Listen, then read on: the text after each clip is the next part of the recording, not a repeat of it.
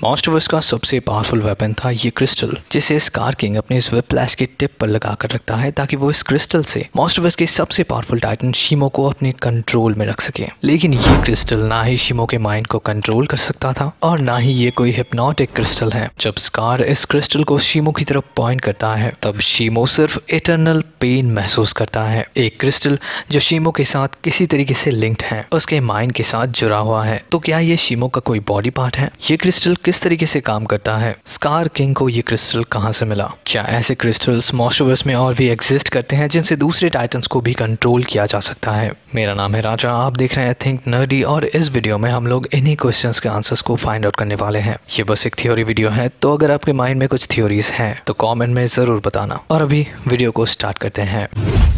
मेरे ख्याल से शीमो को कंट्रोल करने वाला ये क्रिस्टल एक बीकन के जैसा है। गॉडजिला एक्स कॉन्ग में दिखाया जाता है कि हॉलो अर्थ के ईवी नेटिव्स इन क्रिस्टल्स के जरिए गॉडजिला तक शीमो और स्कार किंग से रिलेटेड एक वार्निंग सिग्नल भेजते हैं। ये क्रिस्टल असल में एक बहुत ही हाई पिच फ्रीक्वेंसी को प्रोड्यूस करता है,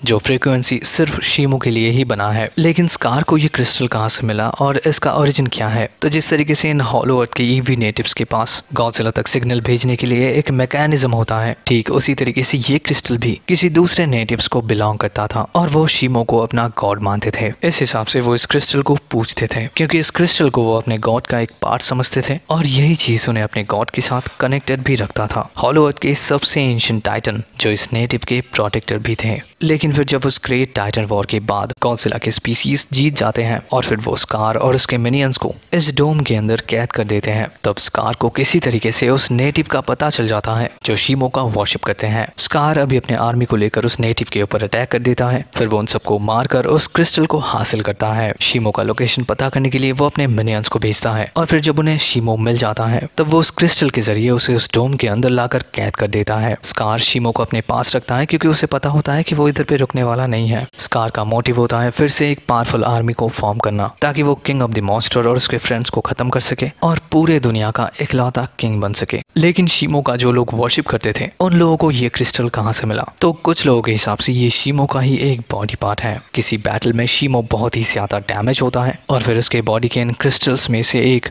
टूटकर गिर जाता है। फिर बाद में ये एक ट्राइब को मिलता है और वो ट्राइब शीमो और इस क्रिस्टल का वर्शिप करते हैं। गॉडजिला वर्सेस कॉन्ग में एंशिएंट कॉन्ग्स के ये एक्स दिखाए जाते हैं जो किसी डेड गॉडजिला के डोर्सल ब्लेड से बने हुए हैं। लेकिन ये डोर्सल ब्लेड्स अभी भी बराबर काम करते हैं। ये हॉलो अर्थ के एनर्जीज को अभी भी अब्सॉर्ब कर सकते हैं और ये अभी भी उस डेड गॉडजिला के स्केलेटन के साथ कनेक्टेड है। शीमो का ये क्रिस्टल भी गॉडजिला के डोर्सल ब्लेड्स के जैसे ही है, क्योंकि ये क्रिस्टल शीमो के बॉडी के साथ कनेक्टेड है और शायद ये क्रिस्टल हॉलो अर्थ के उसी एनर्जी को अब्सॉर्ब करता है जिसके ऊपर शीमो जिंदा है। तो मतलब गॉडजिला की ये डोर्सल ब्लेड्स और शीमो की ये क्रिस्टल्स कुछ हद तक एक ही प्रिंसिपल के ऊपर काम करता है। लेकिन ये क्रिस्टल शीमो के पावर को कंट्रोल नहीं कर सकता। स्कार इस क्रिस्टल के जरिए शीमो के पावर्स को घटा नहीं सकता और ना ही उसे बढ़ा सकता है। लेकिन हाँ, वो इस क्रिस्टल के एनर्जी को शीमो के बॉडी में ट्रांसफर कर सकता है, जिससे शीमो बहुत ही ज्यादा पेन महसूस करती है और फिर वो अपने विल के अगेंस्ट जाकर काम करती है। मॉन्स्टरवर्स में जितने भी एनर्जी बेस्ड टाइटन है, ऐसा उन सब के साथ हो सकता है। तो मतलब हाँ,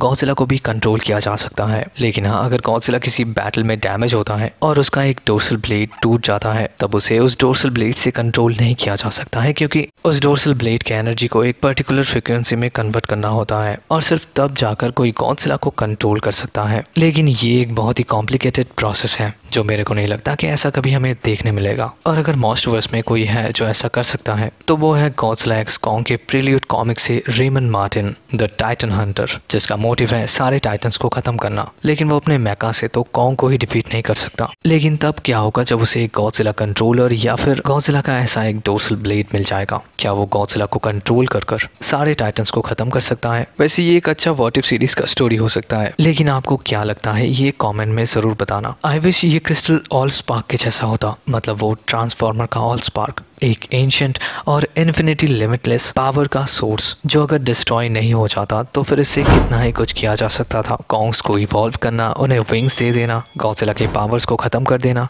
शीमो को बहुत ज्यादा जाइगैंटिक बना देना। आई विश ये क्रिस्टल कुछ ऐसा कर सकता था। और मुझे पता है कि मैं अभी बकवास कर रहा हूँ, तो मिलते हैं आपसे अगले वीडियो में। Till then take care and peace out.